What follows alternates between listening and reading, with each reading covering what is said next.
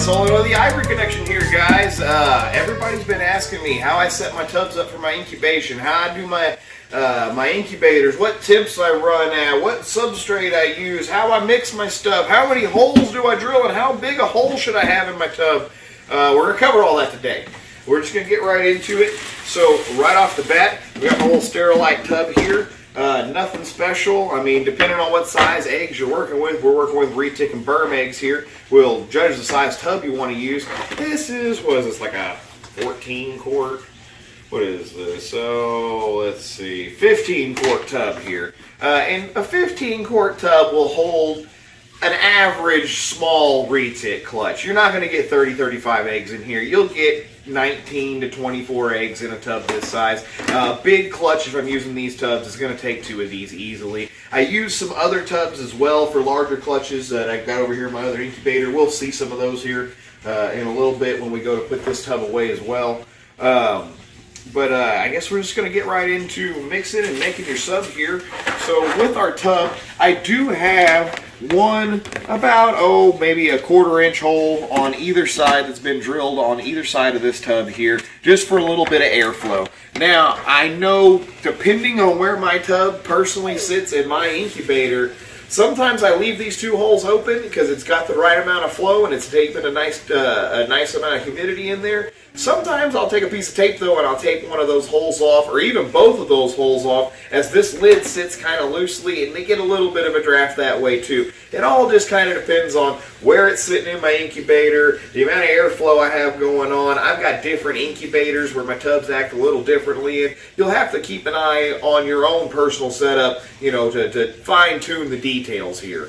But for this one, I am going to go ahead and I'm going to tape off one of these holes because I know that this tub seems to want to dry up just a little bit early. So we'll put one little piece of tape over there and leave another 1/4 inch hole on this other side where we're good and ready to have a little bit of airflow. Now, I'm using vermiculite today. Nothing special about it, just good old verm there. I'm lying to you guys. I'm using perlite today. I have used vermiculite, and that's what I was getting into. I've done this every which way you could just about mix it and match it and try to experiment with. I've done 50% verm, 50% perlite. I've done 25-75 mixes. I've done a mix of the 2 with peat mosses and other types of variable substrates. To me, I had the same exact success rate when I did all verm as I did when I did all perlite, as I had when I had a mixture of different stuff. So I just went back to good old classic faithful perlite here. It holds the moisture you're after. It does the job very well. What's the saying? If it ain't broke, don't fix it. So that's kind of what I've gotten back to here. And in my tub here, I probably got a 2-inch layer at the bottom there. I'm going to go ahead and throw just a little bit more. You pretty much can't have too much, other than you really don't want your eggs touching the lid. So long as there's still room to slap a clutch of eggs in there and the egg not touch the lid, you're doing great on your substrate level here. But I would like a good maybe 3 inches down to the bottom of there. Bring it up to where it's not covering our airflow hole either. You want to make sure it's underneath there so you're still getting good flow. And another thing I want to point out, that hole, I said it's roughly about a 1/4 inch. Make it roughly the size of your probe, because one of these tubs in your incubator is going to have a probe going directly in it. Your probe should run straight through one of these airflow holes where there's enough room where there's still airflow and your probe can sit directly in that tub. Then you know you're getting a really good read on the exact temperature of the inside of that tub, and not just what the ambient airspace is inside the incubator. Water. Good old H2O here. So when you're mixing, there are a lot of people that weigh their substrates and are a lot more anal and specific about stuff than I am. I'm going to take about half this pitcher of water there, pour it in here, and I'm just going to churn it over. Mix it up really good and thorough here. And what you're after, you don't want a swamp. You don't want standing water anywhere. You want this to mix up like Play-Doh. And the end goal that you're after here, after you give it a couple good churns, is you want it to clump, but you don't want water to drain out. And that's exactly what I got. I got one, if I really just squeeze, I get just like a couple of drops. That's as moist as you ever want it. I'm going to give this just a good turnover still.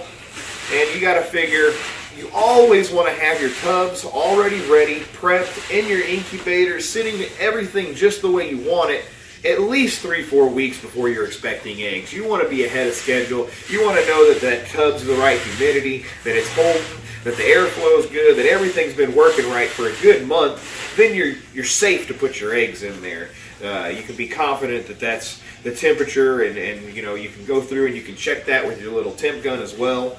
If you want to come back in on the top here, one thing I like to do at the end, and this is just me, is I like to kind of aerate little rows here. I just feel like that makes it kind of breathe a little bit better. So you just kind of take your fingers and drag along, and nothing deep or crazy, but you just kind of want to aerate the top in there so you get some good airflow in that as well, and that'll really help it breathe and keep your humidity where you want it there. And like I say, as long as it clumps and you're not draining out water, you nailed your moisture content there. That's a tub that's ready for eggs pretty much at this point, guys.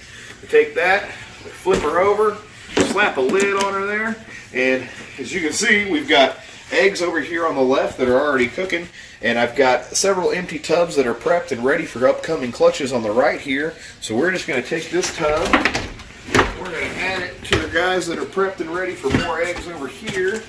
And I'll kind of point out, this bottom tub is our empty tub right now. It's all prepped and ready, and it's the one that has our thermostat is going directly in here with our probe. So you know that this bottom tub is pretty much sitting where you're wanting it. It's got your probe directly to the thermostat here, and you can see that I've got mine set at 87.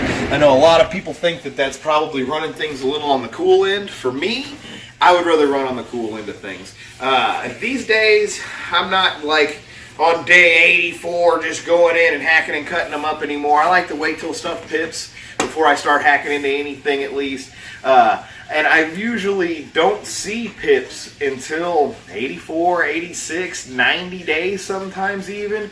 But it seems like when I cook on the cooler end of things and those babies go 90, 92 days I've had, those are big, fat, hearty, healthy babies when they finally do come out of those eggs, and they fully absorb their yolks. Whereas the stuff that I've had where I was cooking them 89, 90 degrees like a lot of other people do, it seemed like those babies came out smaller. They might have pipped on their own, and everybody pipped on their own on day 76, but they just didn't seem like the same quality of animal to me. They were a lot thinner. They still had yolks in their eggs. I saw kinks and deformities a lot, it seemed like, when I was cooking at a hotter temperature in those 89 degree ranges. Since I've bumped back to 86, 87 range, 87.5 is really kind of what I'm shooting for inside that tub, then I haven't had any fucking kinks hardly. I haven't had near the issues with that kind of stuff. The one eyes and the deformed babies, you just don't see that near as often in cooler cooked clutches as you do in that hot cooked stuff that's kind of rushed. I hope that answered everybody's incubation questions. I've had them coming in the PMs and emails like crazy the last couple of weeks. I guess winter's over. Everybody's expecting their first clutches and stuff, and that's awesome. I know I've got several of my good friends and clients are having their first seasons, and that's what it's all about, man. Learning and keeping this thing growing and spreading the love. So this is Ryan Sullivan, the Ivory Connection, Incubation. Y'all be good. Ivory Connection.